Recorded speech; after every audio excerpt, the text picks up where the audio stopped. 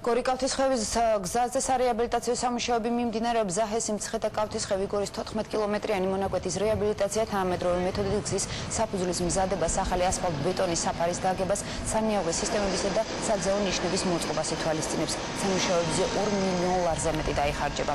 სამუშაო პროცესი დღეს რეგიონული მართვის მინისტრმა და საძეო დეპარტამენტის თავმჯდომარემ დაათვალიერეს.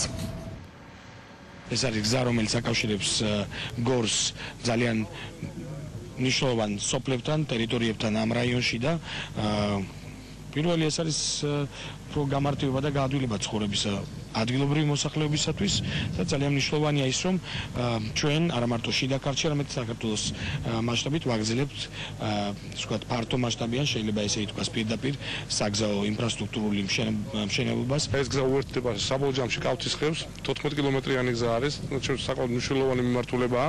მე მინდა გითხრათ, რომ ჩვენ ყურადღებას ვაქცევს არა იმას, რომ მარტო გზები იგება, აქ არის გამოყენებული რეციკლირების მეთოდი, საკმაოდ თანამედროვე მეთოდი არის და ჩვენ ასეთ მეთოდების გამოყენებას ვაპირებთ სოფლადაც და არა მარტო ჩხაროსნულ გზატკეცილზე.